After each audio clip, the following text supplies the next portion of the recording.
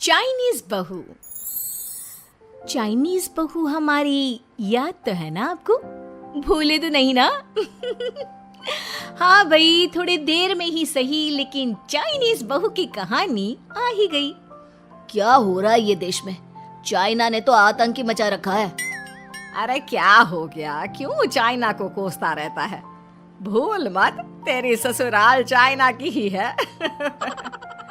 हाँ माँ, पर ये देखना, लड़ाई झगड़े, ये बीमारी, ऊपर से ये देश कितना चालाक है, अंदर न जाने क्या क्या करता रहता है। तभी अंदर से बहू की चिल्लाने की आवाज आती है। अरे क्या हो गया बहू, क्यों चिल्ला रही है? माँ जी, ये देखिए, ये रूस ने यूक्रेन की हालत क्या कर दी है।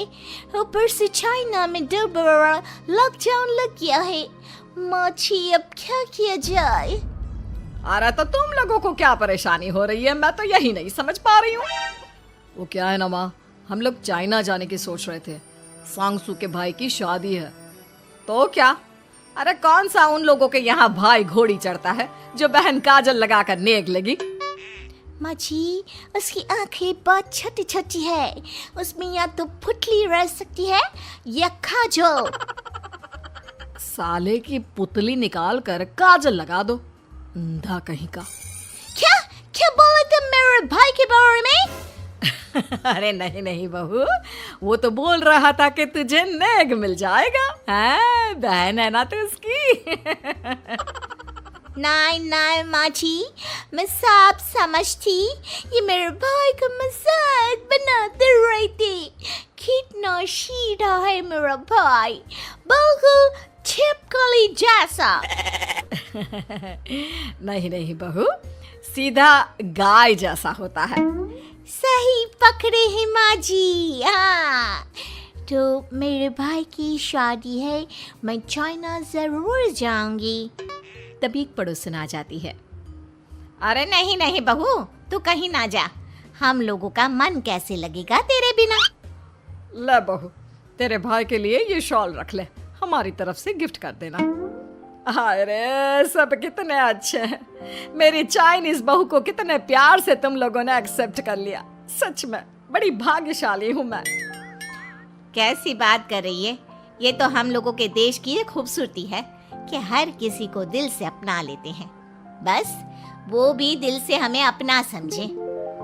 कैसी बात कर रही है आंटी जी?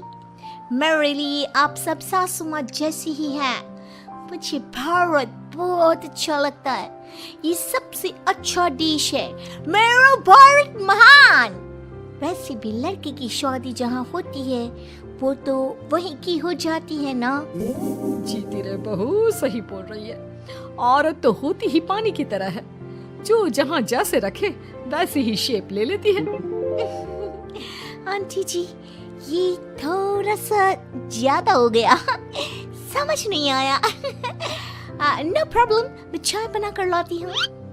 फिर क्या, वो दिन भी आ जाता है जब बेटे बहू को चाइना जाना पड़ता है। वहाँ जाकर बहू का भाई कहता है, मेरे बहन आ गए, मेरे बहन आ गए। मैंने सबको बोला कि सब हिंदी में बात करेंगे, नहीं तो बहन नाराज हो जाएगी। थैंक्स बॉय, हिंदी मेरी भाषा है, आप मुझे उसमें बात करना अच्छा लगता है। आपने जीजा जी से मिलो। ओ बहन, तुम अंदर चलो। सभी बहू को अंदर लेकर चले जाते हैं, लेकिन सांगसू का पति, वो तो बेचारा चाइना के ससुराल के आंगन में अकेला खड़ा रहता है। काफी देर तक जब कोई उसे नहीं पूछता तो वो माँ को घर पर फोन करता है। हाँ बेटा, पहुँच गए ना कुशल मंगल? हाँ माँ, लेकिन सांगसू पता नहीं कहाँ है, वो तो अंदर गई है तब से बाहर आई ही नहीं। अरे कैसी बात कर रहा है? तो तू अंदर चला जा, तू बाहर क्यों है? अरे दामाद है तू वहाँ का, उन लोगों ने तुझे बिठाया, चाय पानी कुछ नहीं पूछा? नहीं ना माँ। तभी सामने से सांगसू आती है। क्यों आप अभी तक तैयार नहीं हुए? और ये बैग लेकर क्यों कमरे से बाहर आए? इसे वहीं रख देते। कमरा? कौन सा कमरा? अरे कैसी बात कर रही हो? जब से तुम अंदर गई हो मैं बाहर ही तो खड़ा हूँ। बहू को बहुत हैरानी होती है और गुस्सा भी आता है। तभी उसका भाई और माँ आ जाते हैं। और सांगसू, अंदर खाना लग गया है। पहले ये बताओ कि मेरे पति को किसी ने खाना या पानी क्यों नहीं पूछा? वो भारत से ससुराल पहली बार आया है, वो भी मेरे कहने पर। उनकी इज्जत क्यों नहीं की? देख बेटी, तूने जबरदस्ती जिद में शादी की थी तो हम लोगों ने कर दी, लेकिन अब तुम ये सोचो, पूरी चाइना में मैं इस इंडियन को अपना दामाद बताऊं? So sorry. हाँ संगसू, और तुम भी चुप रहना, नहीं तो वो लोग मेरी शादी तोड़ देंगे। ओह, ऐसी बात है। कोई बात नहीं, मैं बाहर होटल में रह लेता हूँ, तुम वही करो जो ये लोग चाहते हैं। कैसी बात कर रहे हो? शादी के बाद पति जैसा भी हो, जो भी हो, पति होता है। वैसे भी तुम्हारे पूरे परिवार ने, सबने बिना सोचे मेरा साथ दिया, मुझे एक्सेप्ट किया, प्यार किया। मैं अपने देश में आपको अकेला कैसे छोड़ सकती हूँ? ये हिंदी फिल्म का ड्रामा बंद करो, मैं अभी अब बर्दाश्त नहीं करूँगी। चुपचाप अंदर चलो, नहीं तो ये शादी वादी यहीं खत्म करके इसे अकेले ही इंडिया जाना पड़ेगा। कैसी बात कर रही हो माँ? ये मेरे पति हैं। नहीं था, हम लोगों ने यहाँ वकील को बुला लिया है, जिसके बाद अब तेरा तलाक करा के हम यहाँ के चाइनीज लड़के से तेरी शादी करा देंगे। अरे कैसी बात कर रहे हो? हम तो यहाँ तुम्हारी शादी के लिए आए थे। नहीं, मैं सांगसू के बिना नहीं रह सकता हूँ। हाई वोल्टेज ड्रामा होने के बाद से ही सारा माहौल खराब हो जाता है कि तभी एक लड़की आती है। मैंने सारा इंतजाम कर दिया है, सांगसू की शादी का मंडप परसों लग जाएगा। तब तक इसके पति को कमरे में बंद कर देते हैं। सभी सांगसू के पति का हाथ बांधकर उसे कमरे में बंद कर देते हैं। ये क्या कानूनी है? आप लोग मेरे पति के साथ ऐसा नहीं कर सकते हैं। मैं किसी से शादी नहीं करूंगी, ये साफ बात है।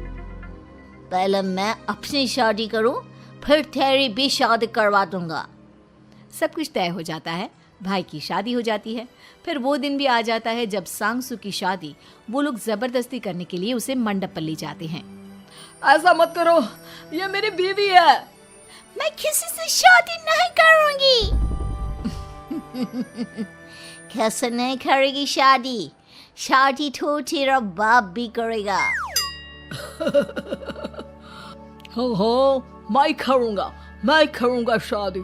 प्लीज कोई मेरी शादी किसी अच्छा औरत से करवा दे। चुप, बिल्कुल चुप। फिर माँ सांगसू और उसके पति से कहती है, तुम लोगों का बच्चा मेरी कैद में है। अगर तुम लोगों ने कोई भी होशियारी की तो मैं इस बच्चे को मार दूंगी। दोनों माँ का रूप देखकर हैरान हो जाते हैं। बच्चे की खातिर दोनों शांत हो जाते हैं और शादी की रस्में शुरू हो जाती है कि तभी सांगसू की सास पुलिस के साथ आ जाती है। माँ, सरसू माँ आ गई, मेरी माँ आ गई। माँ प्लीज हम लोगों को बचाकर वापस ले चलो। पुलिस सभी को गिरफ्तार कर लेती है। बेटी के बच्चे को मारने की धमकी तो कोई चुड़ैल ही दे सकती है। अरे तो ये चुड़ैल ही तो है। ये सही बोल रहे हैं, ये औरत किसी चुड़ैल से कम नहीं है। तभी उन लोगों का बच्चा भी आकर सांगसू के गले लग जाता है। माँ, तू सही समय पर आ गई, लेकिन तुझे कैसे पता चला कि यहाँ ये सब हो रहा है? बेटा, ये चाइनीज लोग ना होते ही धोखेबाज हैं।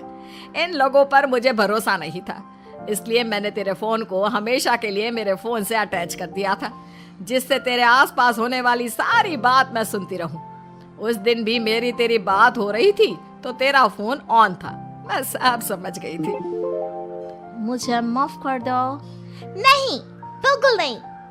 चलिए माँ जी, इंडिया वापस चलते हैं। आज के बाद मैं यहाँ कभी नहीं आऊंगी।